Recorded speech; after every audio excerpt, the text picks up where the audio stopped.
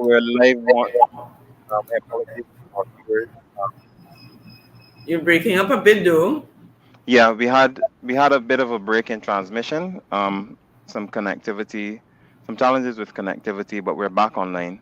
I think where we left off, we were talking about those four kind of underpinning principles of the Convention of the Rights of the Child, and we spoke to the issue of non-discrimination, Discrimination, the best best interest interest of of the the child, child, the right right. to be the right to life, survival, and development, and the right to be heard. Perfect. Okay, so it's Articles 2, 3, 6, and 12. Yeah. So where I wanted us to take the discussion now that we're back online is to those survival what we commonly refer to as the survival rights in terms of access to basic needs, things like health, education, protection from violence. Um, Senator?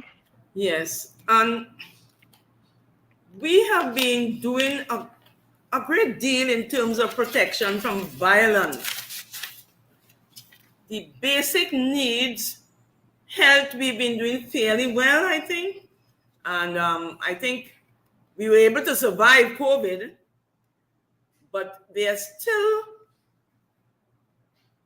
people who need basic health care and they're not getting the basic health care. So we need to work on that, health services, and the one of the comments made in Antigua and Barbuda is that the committee welcomes the initiative taken by the state party to make baby products, including medicine, tax-free. And it further notes the high level of immunization coverage and that health services are free and cover all areas of the country. And it noted the establishment of the AIDS Secretariat and welcomed the information that antiretroviral drugs will be provided free of charge to patients with HIV/AIDS. But the committee noted that as recognized by the state party, the social services are under tremendous resource strain, in particular the health service. And that's all over. The health service is under a lot of strain. Now, in terms of education, not enough children are Sorry, getting. Senator, before you move on to education, I just had one follow-up on the issue of health. Um, and I think well, both health and education, but I just wanted you to address this before we moved over um, strictly to education, and that has to do with I mean you said already that for the most part children are able to access these rights and are afforded these rights. But I also do know that there are some groups, for one reason or another, where the access to these services is not as clear cut. Off the top of my head, I'm thinking um, in some cases, access to sexual and reproductive health.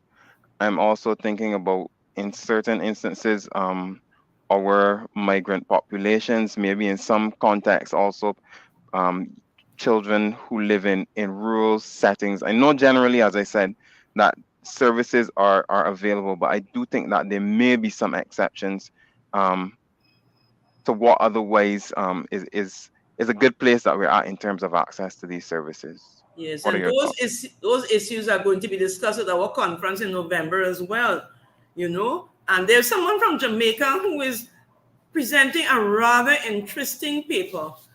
He is looking at the disparity between rural education, children in rural communities, and those in the cities, and how we can help those, you know, to try to get rid of that disparity, that discrimination.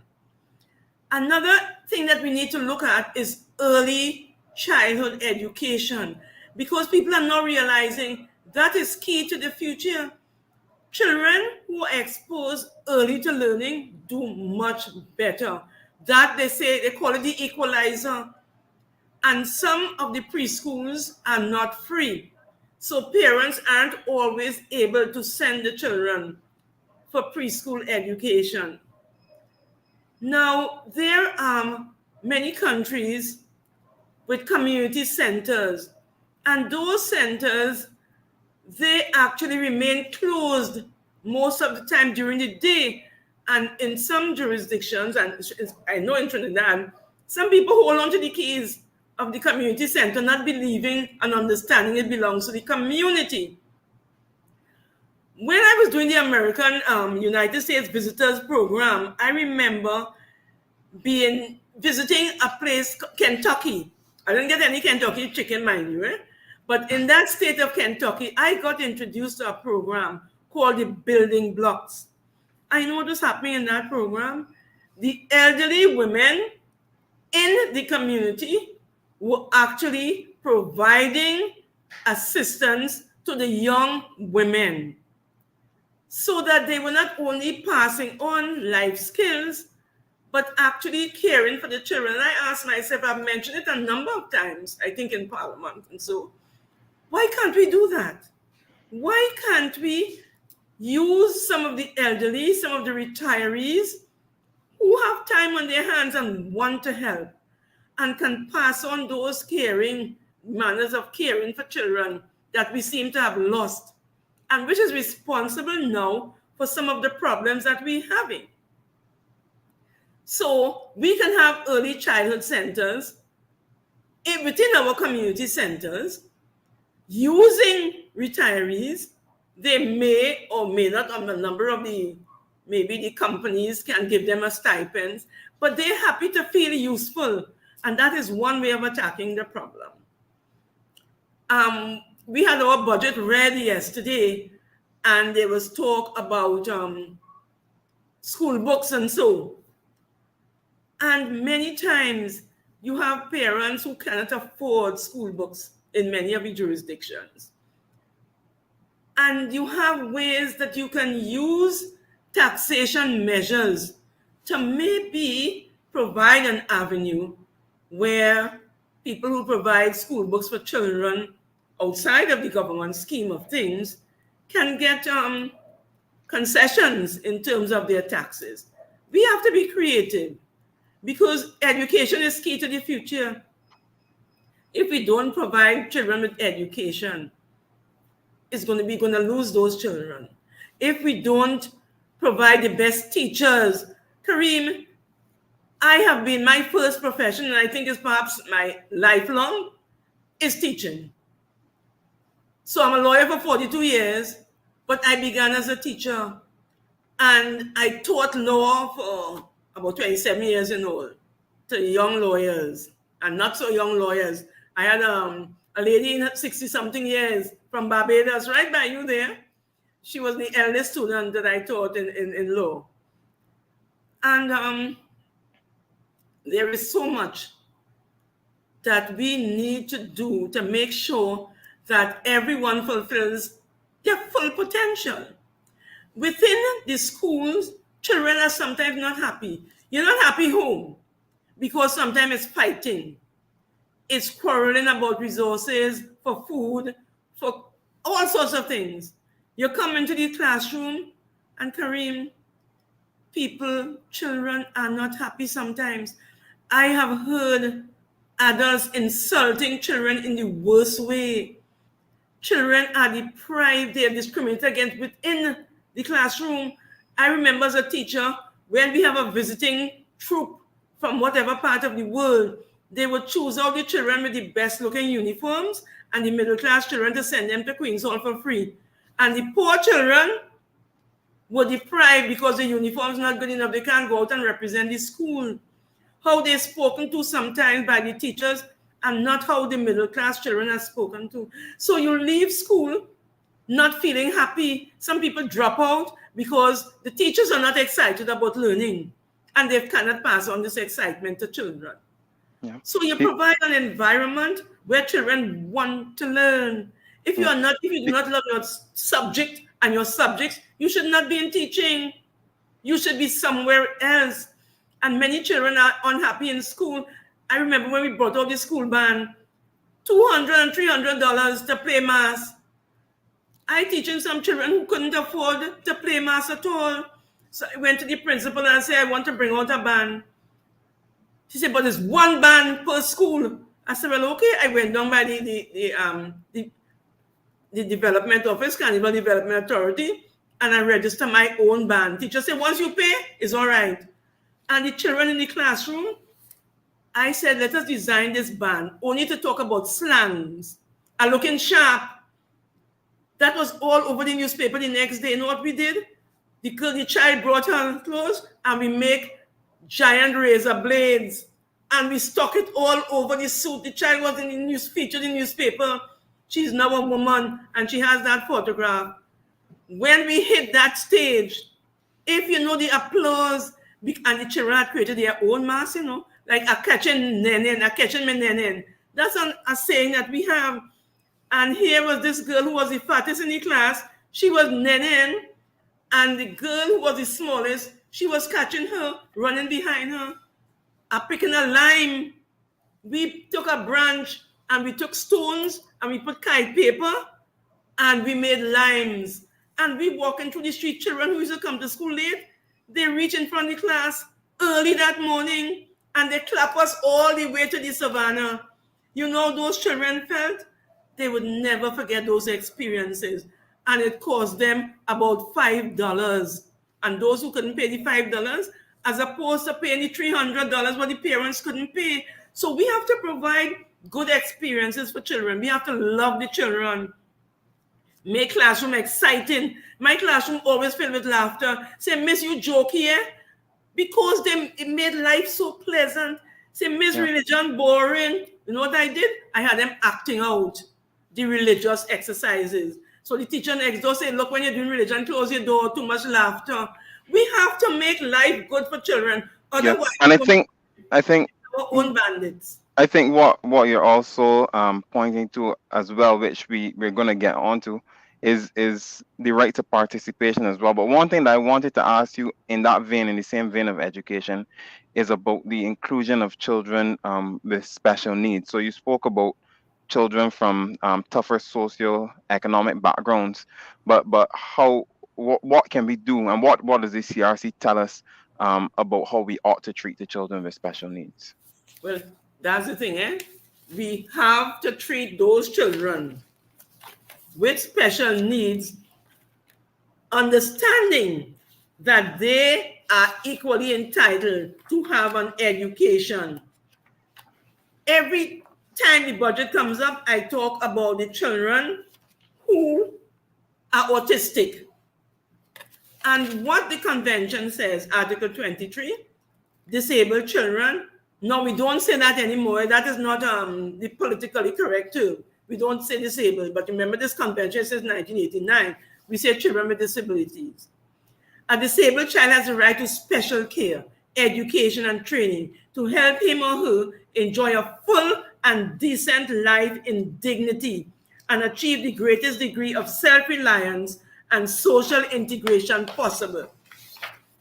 When you compare here what happens in the Caribbean to what is happening in, for example, in Florida, just so close, you realize that there are so many facilities that these children get. Special schools, special devices that they can use, special teachers training them, and when you have a child like that in my country, and I suppose in yours as well, it costs a lot. Parents cannot afford. The governments are not doing enough for those children. And some of them are extremely talented. So it means they are not getting the opportunity to realize the optimum development. We have to do better than that. We have to. The question of social security, that's another thing. The child has a right to benefit from social security, including social insurance. And sometimes we just don't recognize the needs of the children. Sometimes people who run care agencies treat them with contempt. They look down on them. And that is something that we really need to be aware of. We need to open our eyes to some of the things that are happening before our very eyes, but we don't recognize them for what they are. We had a situation some years ago where it was brought to my attention that children supposedly were being bought from abroad. So people were coming in knowing that they pay for a child, and this child, there would be an application before the court, there would be some guardianship, and the children were taken abroad. And I got involved in one of those cases. It was the most frightening period of my life. We had an agency calling me and offering me protection because we had a symposium, and I went and I exposed the whole thing. And I was offered protection. And when things were very hot, coincidentally, or maybe it was God's work, I left the country on a fellowship to go to the Netherlands to study development law and social justice. In the middle of the heat, that wasn't planned to coincide with what was happening in my life. But I can tell you, when I received the phone call from this agency offering me protection, I realized things were serious. And this is in my country. And right now, I don't know of anything like that going on, but it was a terrible thing. And I was threatened by a reputable agency that if I mention the name, I would be sued and all of that. So and I was getting information that even lawyers, a lawyer Mega had a child outside of wedlock, and he was willing to sell the child. It was craziness that was going on in those days. And who knows what is happening underground. Yeah, and that's why I was gonna ask you about now. What are some of the current? Because we've now moved on to protection rights, and so what are some of the issues around protection rights that we currently now face? In your case in Trinidad, and perhaps that you know about as well in the region. Well, everywhere is this thing with this internet. Children are being targeted, and they don't know who they are meeting, what is in store for them. But a police officer told me a couple of years ago, she was working with Child Protection Unit, and she said to me, I am amazed at how these children are believing that these men care for them more than their families, more than their parents. And they are actually going with these men who are showing them love, giving them gifts, and sometimes the parents don't know what is going on. So we have to be so careful with our children and how we do things. There was an ad on the television, and the ad was putting it out in a way that, you have to target them. You have to look for those who, they're vulnerable, and you have to do this and you have to do that. And I raised Cain. I said, Lord, I was on a committee, and I said, this is the wrong message. They are trying to protect children and say, children who don't think much of themselves, children who are lonely and sad and so on, they can be targeted. But at the same time, you are telling perpetrators would-be perpetrators how to do it. So I took serious objection. So the people who had designed it were saying, we had a good discussion around it, so it's a useful tool.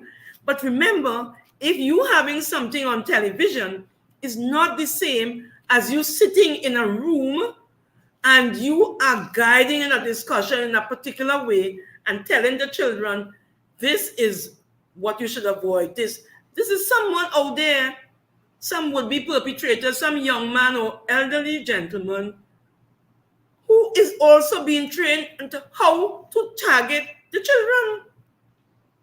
So we have to be careful about how we put out the messages. There was even a message once from the Child Protection Agency.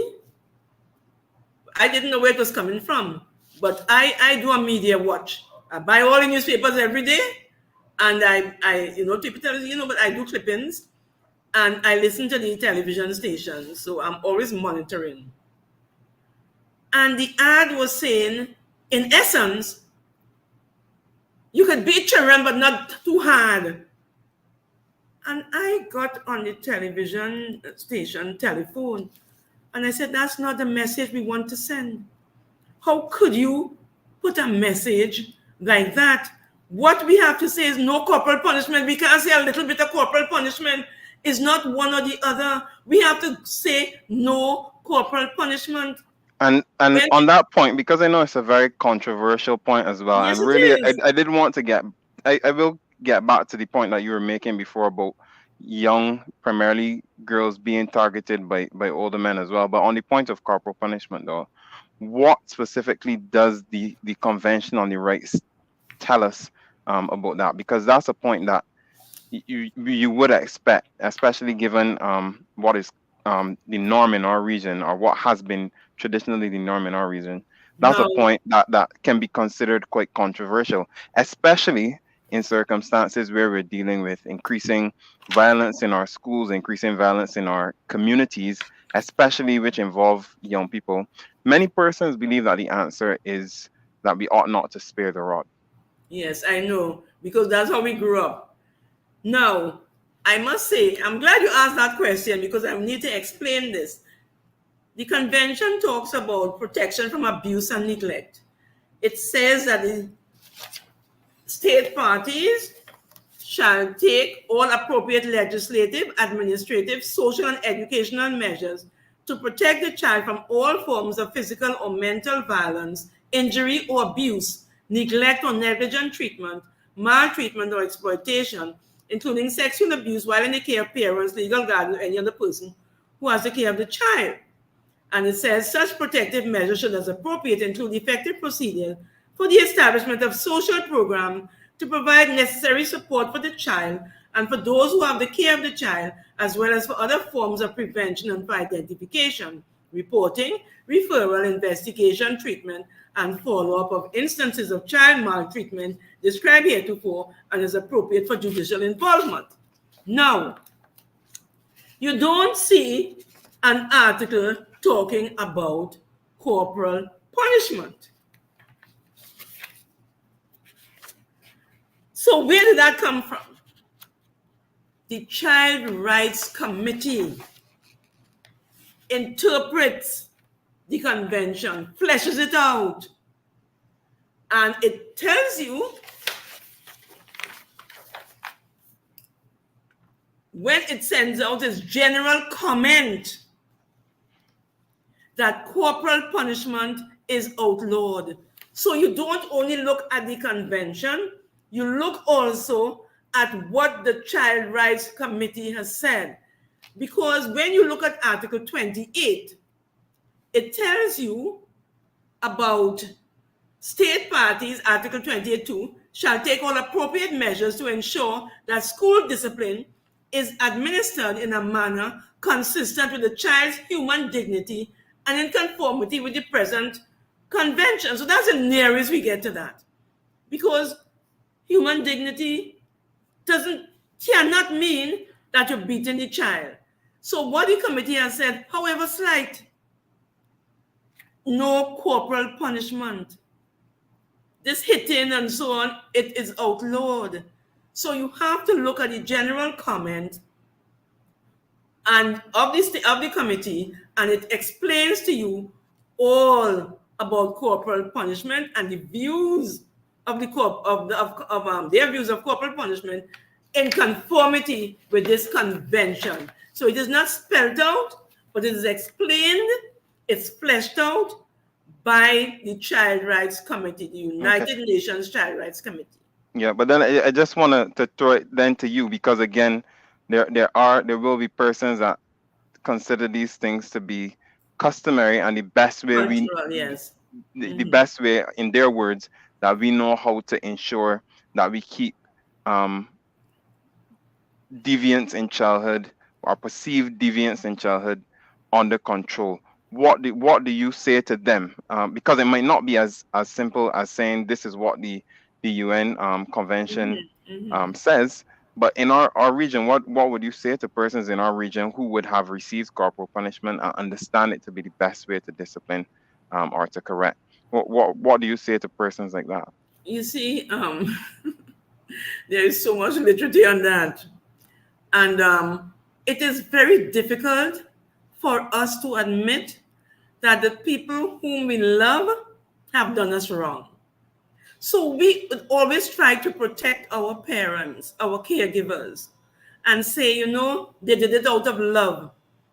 But many studies from many pediatrics associations have spoken to the ills, the harmful effects of corporal punishment. I give a whole lecture on that. In fact, I spoke on that when we had the International Society of Family Law. We had our World Conference in Brazil, and I spoke on corporal punishment. And I remember when I finished, I said, but it's only you we could put on at 4:30 in the evening to wake everybody up. Because it was such a topic. Everybody was enlivened and enlightened. And I did it also for a group here in Trinidad at their annual general meeting. And we had that topic when we had the conference in Bahamas, the second conference we had in the Bahamas. I spoke on corporal punishment. So that could take a whole, I have so much literature on it. There are so many books beating the devil out of them. I have about 6 books right now in my library about corporal punishment. And I've written and spoken extensively on that. So maybe you could call me back on another occasion. And yes, will do. Before me. But I told you. I must say, in the, I think it's a medical school in Grenada, there is a doctor who came across and did a course for us on alternatives to corporal punishment. I think I have a certificate on my wall right now. So she does these courses, and she's at the medical school in Grenada. So she is one of the tutors who can assist with alternatives to corporal punishment. Yeah, and yeah. So thank you for that. And as I did tell you, I wanted to slide back a few moments ago to the whole discussion about young persons, particularly women, being the targets of, in some cases, older men. Now you've spoken about that reality, and I think it's a challenge that perhaps we face across the island chain. But we had a case yesterday, decided in our court yesterday. 79-year-old man, I think it was, not a 14-year-old girl. Yeah. And, the judge sentenced him to 5 years. He pleaded guilty, right? They say he had cancer. He's too old. They don't want to send him to prison. And the judge say, with all the cancer and the age, that didn't prevent him. It didn't prevent him sexually committing the sexual offense. So she sent him to jail. I know some people on the call-in radio station were saying he should get strokes as well. You should beat him and all of that. I remember, if I have the opportunity, the chance to tell you, the most horrendous case I was involved in with sexual abuse involved a family where the girl was twice impregnated by the father, and the 5-year-old child was found with a venereal disease. And I remember when we went to court, the mother was very abusive to the judge. They actually had to put the woman out. The woman was my client, legal aid client, and they put her out of the court, and I took her back to my office. And she said, because I couldn't understand how you could be rude to the judge and get and saying the nuns should mind their business and all of that. She got on really badly. I felt badly, and the judge said, put her out of the court. But she was appearing tough. And when I had her in my office and I started to quarrel with her, she broke down. And she said, what you want me to do, Mrs. Ahi? What you want me to do? And she had a history of abuse.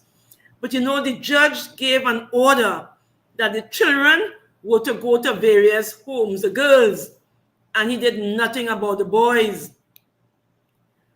A couple of years after, I was reading a newspaper, and I saw a man before the court. I read of a man before the court.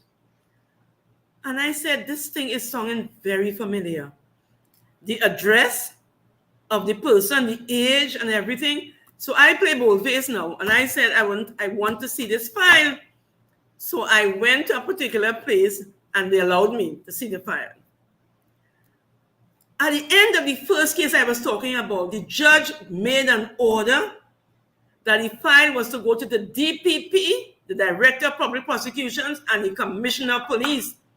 That man was supposed to be removed from the home. They only removed the girls. You know what that man was on, what charge he was on? Buggery of the boys. Buggery. So having raped the children, he now turned to the boys. And do you know, when the matter came up before the court, counsel was urging the court, do not give him a custodial sentence, my lord. He is too old to go to jail. Really? So I was very happy to read that to hear of that judgment. It was all on the news yesterday that the judge sent an even older man into the prison system.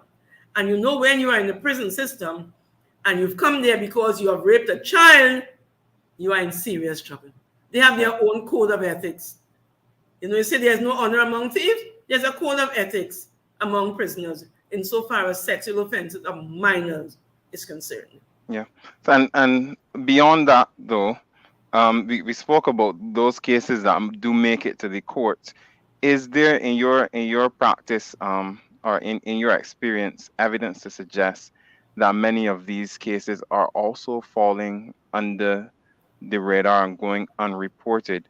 And if so, what can our law enforcement, our judicial system, our communities and families do a bit better to ensure that, one, this type of behavior is stamped out, and two, that when it is found, that persons are brought to justice in a real way? First of all, it is true that these cases sometimes do not come to court. When I was on the Board of Children's Authority, I sat on their care committee, and we had to deal with these sexual offenses. Kareem, I reached a point where I couldn't deal with it anymore, and I asked to be removed.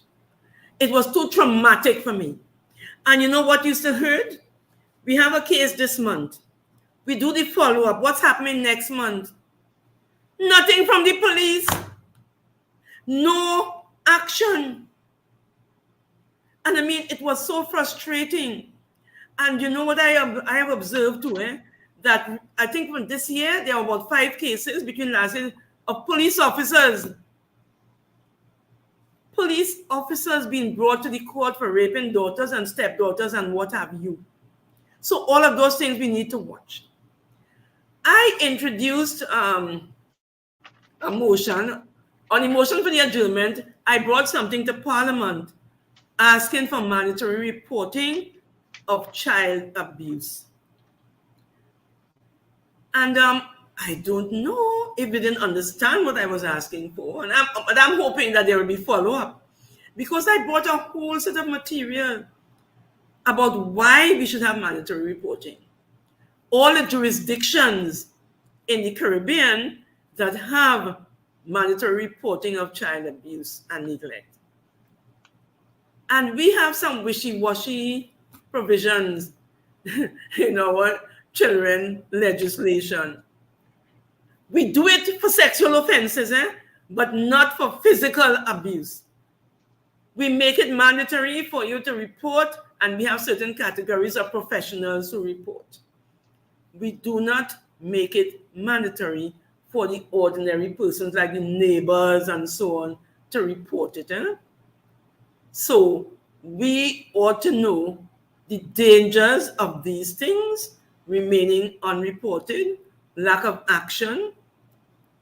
And we have to have the kind of confidence in the police that not only will they investigate thoroughly and rapidly, but they will protect the sources as far as possible.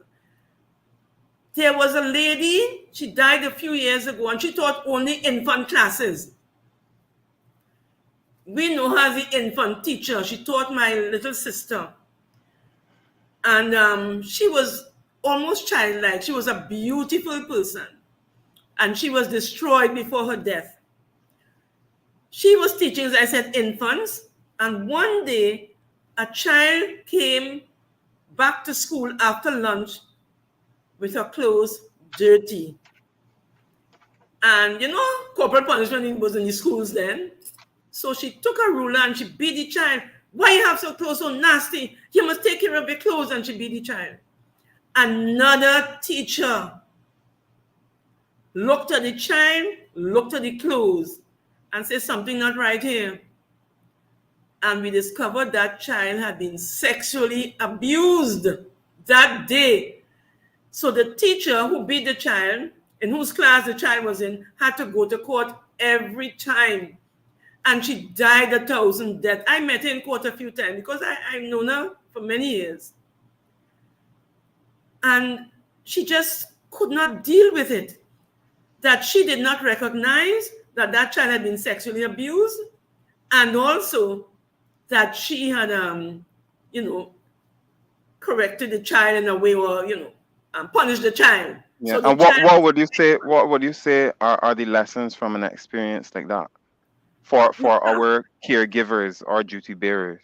You have to be vigilant. You have to be sensitive to what is going on around you. And let me tell you the end part of that story.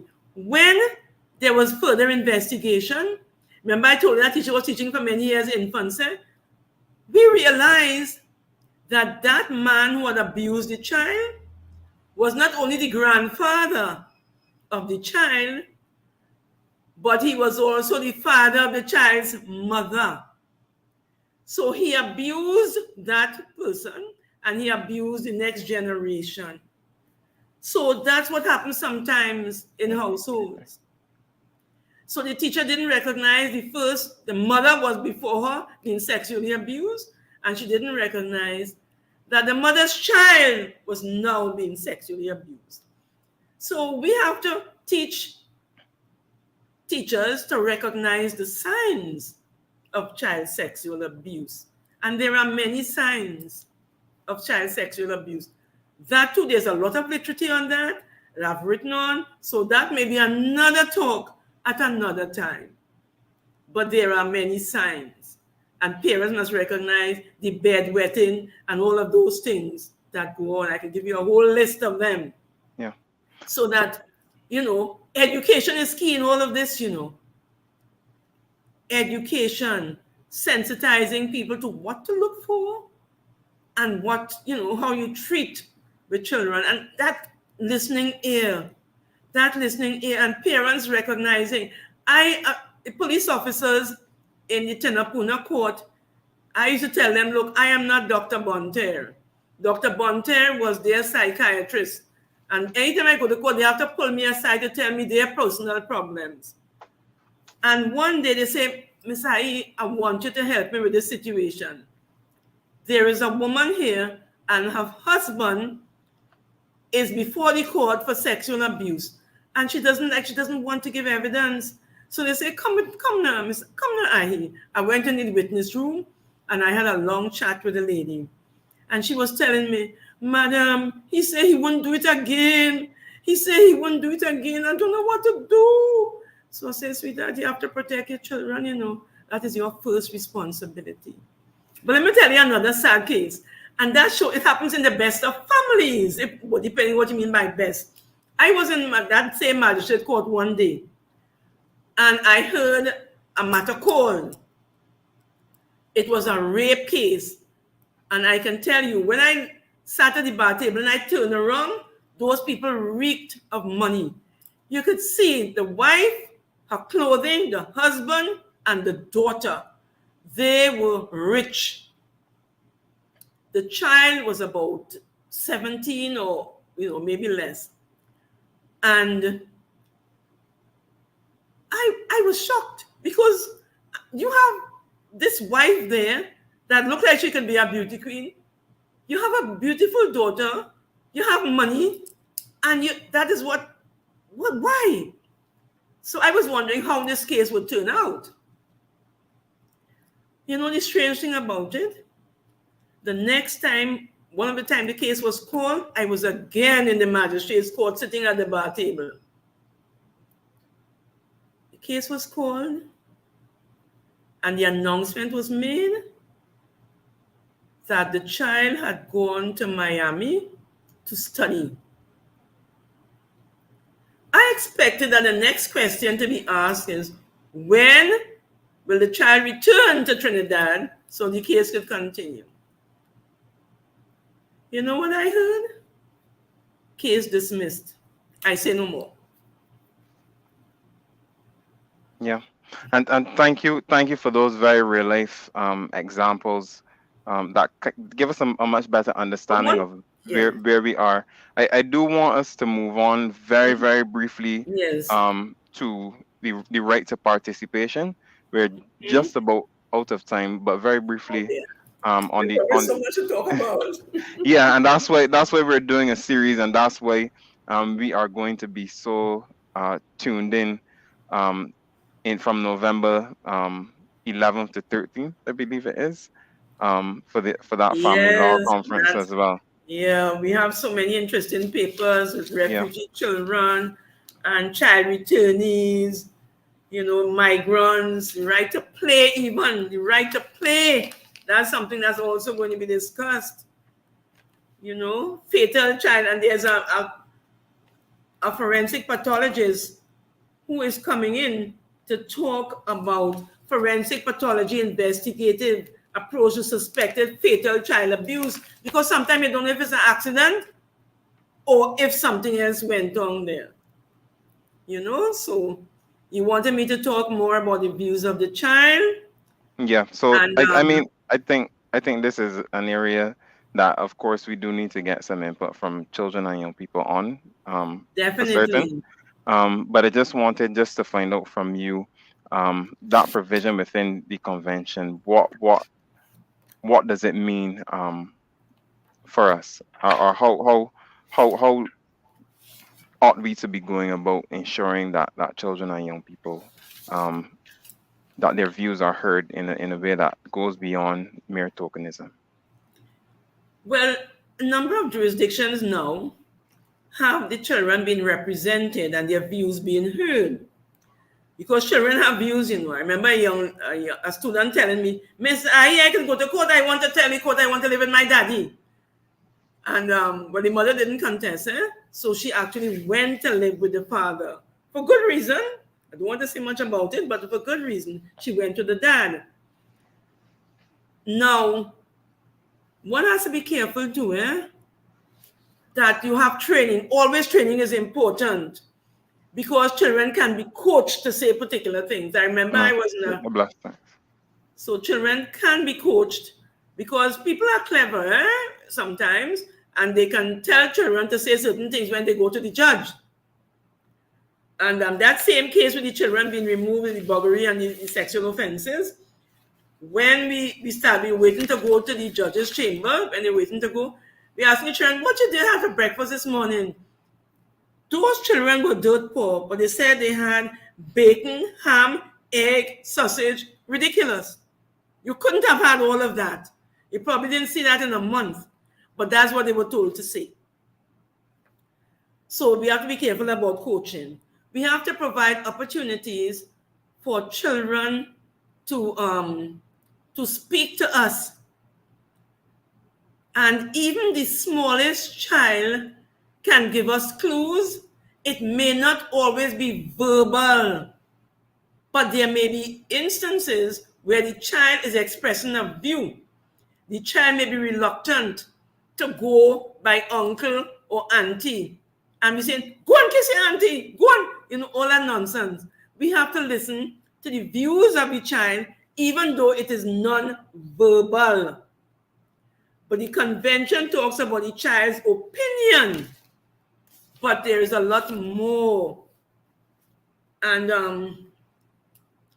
we say according to the maturity of the child, so and the age of the child. But we must also recognize that children do not mature at the same rate. And I want to link this with the evolving capacity of the child. When we had COVID, I remember being very annoyed to see in the newspaper a report from our ministry that was saying that you have to bring a letter, or the parent must come and sign to say the child must get the COVID injection, the COVID vaccine. But the fact is, I was telling the powers that be that there is something called evolving capacity of the child. So if a 16-year-old is mature enough to say, I want the vaccine, and the parent is saying, don't give my child no vaccine, I'm not signing for anything, you should give that child the opportunity to be heard. But that is something which we are slow to understand and to implement in our society. The evolving capacity of the child, which is there in the convention as well. We have to recognize that we have to treat with the child in a manner consistent with the child's evolving capacity and give appropriate and guidance in the exercise by the child of the right recognized in the present convention. So all of those things, a lot of the articles are linked, and sometimes we don't recognize that they are linked. So we have so often to listen to what children are saying with their voices, with their bodies, with their writings, so that we can actually get the voice of the child. It is not, if you have been old school trained, it's very hard to want to listen to your child and say, well, you know what you're talking about. No, in my day, you couldn't do that and whatever. We don't recognize that this is not the same world that the parents grew up in. You notice my daughter came here. That was my daughter who was helping out with the computer. From early o'clock, I remember even my younger daughter, when I was going to my first computer class, she was coming with me. And her daddy was saying, why are you carrying the child in the class to disturb the people? And I didn't carry her. And the lecturer said, but why you didn't bring the child as my best student? So she used to say, look at you buy a computer and you can't even use it. And she actually was picking up everything much quicker than I was. So we have sometimes to listen to them. I have to listen to them. My two daughters are lawyers. And I tell you, sometimes it's 3 lawyers might be in the house at the same time. So fortunately, I must say, well, one lives in Florida, but sometimes on the phone, we're on a 3-way sometimes. And, sometimes I realize, they make you realize that you're not so young, you're not so with it, And sometimes the terms that they use, there was some saying that they used to, my bad. What do you mean by my bad? I don't speak their language. So sometimes we have to learn their language as well to understand what they're saying. Yeah. So there's a lot that we have to do as adults if we really want to make this a better world for children. Because if we don't listen, we wouldn't even understand what their needs are. And that's part of the Eckler's article as well, the importance of thinking. They can Google it and get it. The importance of thinking that children have rights. It's very powerful article. Yeah. And there is a lot of work to be done. Sometimes it's frightening. I remember I was at a conference, and when I reached back to Bahamas, I saw a lot of messages on my desk. So I'm asking my secretary, what are all these messages about?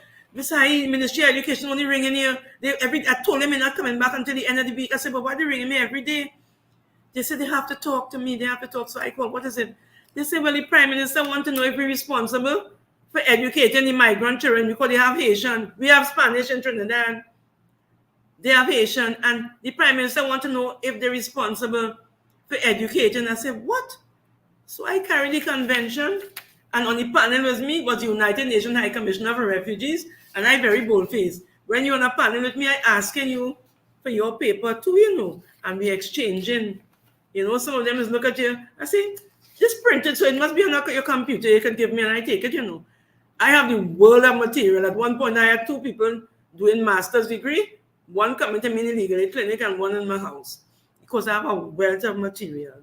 And there is a lot of people interested in child rights. There is a lot of material. This Ursula Kilkelly and Tom edited International Human Rights of Children. And I don't spare expense. This book is over 600 pages. You see how big and fat? I bought that. We have Revisiting Children's Rights. I got that gift from Baroness Stern, I think it was, yeah? This one. I was in England, and I got this. You saw me looking at it. Say, like the book? I said, yes, Heather. I think Heather is the one who introduced Heather Stern, Baroness Stern, and she has been such a big influence in my life. Children's rights and the law. You have the international, for those who do the master's degree, International Law on the Rights of the Child. There is so much by Geraldine Van Buren. There is so much literature out there. And I don't know, from ratification to implementation, reporting on child rights in the Caribbean. I don't know if UNICEF still has copies, but this is something I had to work on some years ago. And the latest thing, what inspired the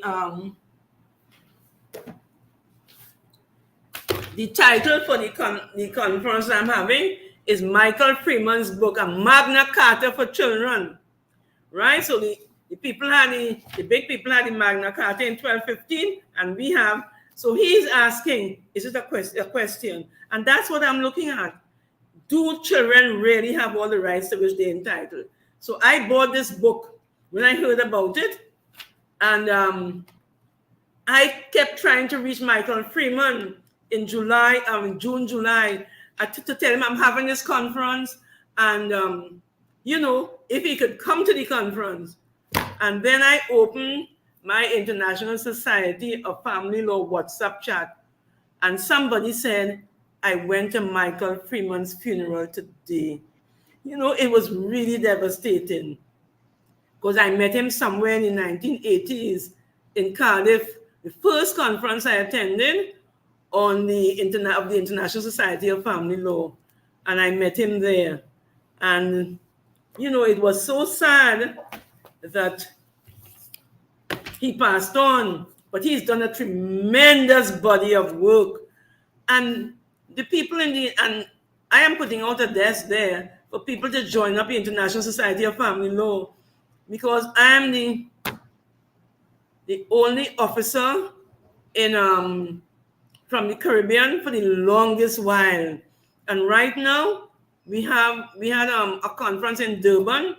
We had an officer, executive council in the from South Africa. He's dropped off. I suppose he's retired by now, and he is no longer there. So we need to have more people from this part of the world joining, and going to conferences offers so much. So that's why I tell people you must attend. They say, So we're just about out of time, but I just wanted to give you the opportunity to just let persons across the Eastern Caribbean, how they can get involved in this conference, so that although the discussion ends, tonight's discussion ends now, yes, we can continue those very important discussions on children's rights and the Convention on the Rights of the Child, as we move closer to that 35th anniversary. Yes, and the only reason I didn't have it on the 20th, which is the anniversary time, is because the judges are having their conference that week. So if some of the judges are coming to our conference, I didn't want them to have to choose. So they can visit our website, www.CRAJO, which is Child Rights and Restorative Justice Organization, CRARJO.org. CRARJO, Child Rights, CR, and R, Restorative, J for Justice, Organization.org.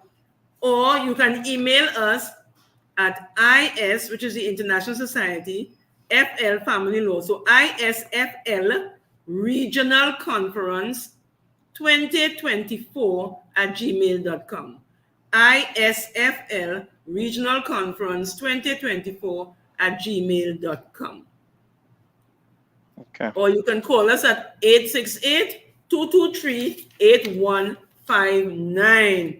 And we're having people coming in from India, Nigeria, South Africa, but you know, they're and different parts of the Caribbean, from Brazil, but they're, you know, Curacao, St. Lucia, St. Christopher, Nevis, Hungary, and there is Jamaica. We have quite a bit of people few people from Jamaica, from Jerusalem, and they're talking about protecting the vulnerable, right?